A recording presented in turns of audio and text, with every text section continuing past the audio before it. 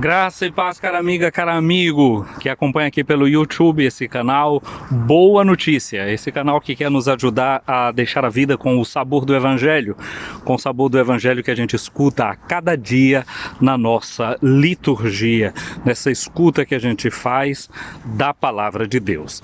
E escutando a Palavra de Deus hoje, do Evangelho de Lucas, nós estamos chegando ao final de um ano litúrgico, não é? O ano litúrgico, ele tem uma forma cíclica. A cada 3 anos nós repartimos a cada ano como um evangelista. Então, esse ano que nós estamos finalizando, lemos o Evangelho de Mateus.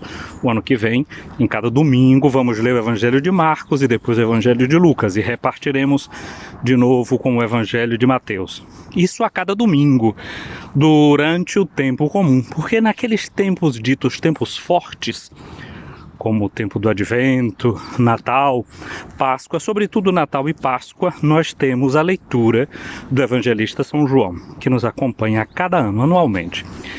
Durante os dias da semana, a gente começa o ano litúrgico lendo Marcos, depois de ler Mateus e depois de ler Lucas. Como agora nós estamos fazendo, estamos concluindo essa semana, a 34ª, com a leitura do capítulo 21 do Evangelho de Lucas. Nessa parte do Evangelho de Lucas, nós estamos dentro de um gênero literário que é chamado de Apocalipse. E nós já dissemos que a palavra Apocalipse não tem nada a ver com espanto, medo, coisas catastróficas. Na verdade, Apocalipse significa revelação, e com isso significa que Deus tem coisas a nos revelar, mesmo no meio das catástrofes, das coisas difíceis, para infundir em nós a esperança e a certeza de que a mão de Deus nos acompanha. No dia de hoje, o evangelista Lucas tem uma palavra de Jesus para cada uma e cada um de nós. E a chamada de atenção de Lucas é para que a gente tenha cuidado. Cuidado para quê? Aprender a cuidar de quê?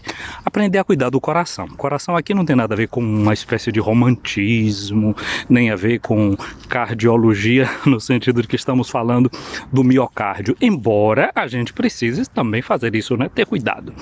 E sobretudo porque do ponto de vista do coração físico, não é? A gente tem que aprender a fazer exercícios, a se movimentar, ter cuidado com o que come, ter cuidado com o que bebe. Jesus também mostra que o coração, no sentido da nossa interioridade, ele também precisa ser cuidado, e a gente precisa ter cuidado justamente com isso, para que ele não fique insensível. E ele diz, por causa da gula, por causa das bebedeiras e por causa das preocupações. Ou seja, questões físicas e questões emocionais, psicológicas, nós poderíamos dizer. Então Jesus está nos mostrando que o ser humano, quando ele se preocupa demais só com aquilo que ele come, com aquilo que ele bebe, com a sua subsistência, ele pode perder uma dimensão do seu coração, que é da solidariedade, perde a sensibilidade, o cuidado com os outros, mas perde também a sensibilidade na sua relação com Deus, de saber que sua vida é guiada, é cuidada. Portanto, Jesus diz, olha, vocês vigiem, diz Jesus, vigiem e orem, para que vocês tenham a força de aparecer diante do Filho do Homem naquele dia. Mas nós também, a cada dia, pela liturgia, pela escuta da palavra, devemos comparecer diante de Deus, e Deus comparece diante de nós. E aí a gente deve ter cuidado para que o coração da gente não seja roubado pela insensibilidade, que o coração da gente não seja roubado pelas preocupações físicas, mentais e muitas vezes espirituais, ou seja, que a gente seja capaz de estar inteiros diante de Deus. Isso não é muito simples não, isso não é fácil. Manter a nossa inteireza, manter a nossa integridade, não ficar divididas, não ficar divididos como pessoas. Há um ideal na vida religiosa, né, que era chamado o ideal do monaquismo, o monge. Monge é uma palavra que tem na sua raiz grega a palavra monos. Monos significa um. Quando a gente fala, estudando a língua da gente, né, fala de monossílabo, uma palavra que só tem uma sílaba.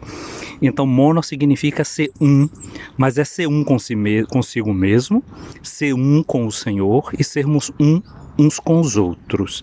Essa é a grande graça da liturgia, porque quando a gente comunga na missa, o padre pede a Deus que quem come o corpo e o sangue de Cristo, comunga desse corpo e desse sangue, possa se tornar em Cristo um só corpo e um só espírito, ou seja, unidade. E na medida que a gente faz unidade pessoalmente com o Senhor, a gente deve fazer unidade uns com os outros. Aí a gente não fica insensível. O coração fica sensível, o coração sente com os outros. Isso é a comunhão, isso é a compaixão. Mas tudo isso precisa ser educado e por isso a gente tem que saber aparecer diante do Senhor, porque é Ele quem tira as preocupações do nosso coração. Não foi assim que Ele fez com a discípula Marta e Maria? Maria estava ali aos seus pés e Ele disse para Marta: você se preocupa, se agita com tanta coisa, uma só coisa é necessária. Maria escolheu a melhor parte e isso não lhe vai ser tirado.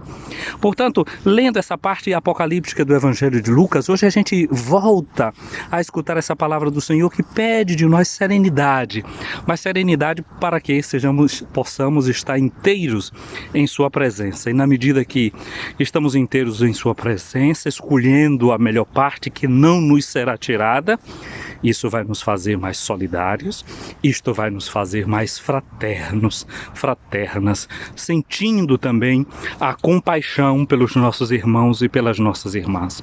O grande problema dos nossos dias em que a gente vive tanta dificuldade é justamente o risco de perder a sensibilidade, de perder a compaixão. Compaixão, empatia, tudo isso são coisas que vêm educadas, vêm formadas dentro de nós. E Jesus quer formar o nosso coração de discípulo nesta direção. Peçamos ao Senhor a graça de permanecermos unidos a Ele, diante do seu rosto, da sua face, sentados aos seus pés, como seus discípulos, como suas discípulas, recebendo dele a esperança que ele nos quer comunicar, ajudando-nos para estarmos despertos, vigilantes. Que a nossa oração cresça, sobretudo durante esse tempo novo que nós vamos começar a viver, o tempo do Advento, o tempo que nos ajuda a preparar a celebração do Natal e, sobretudo, nos prepara para viver a beata, a feliz esperança da vinda de Jesus como nosso Salvador, aquele que já veio e nos redimiu, aquele que vem a cada dia e nos alimenta e nos nutre, e aquele que um dia virá para transformar a história de modo tal que possamos ter novos céus e nova terra. A você que acompanhou essa nossa meditação até aqui, desejo que Deus te abençoe. O Senhor volte sobre ti o seu rosto, o Senhor te dê a sua paz, o Senhor te faça caminhar com fecundidade nos seus caminhos. Ele te abençoe, Ele que é Pai, Filho e Espírito Santo. Amém. A você que acompanhou esse nosso vídeo até aqui, curta esse vídeo, mande esse vídeo para alguém, se inscreva no nosso canal Boa Notícia aqui no YouTube e se você já está inscrito, convida mais alguém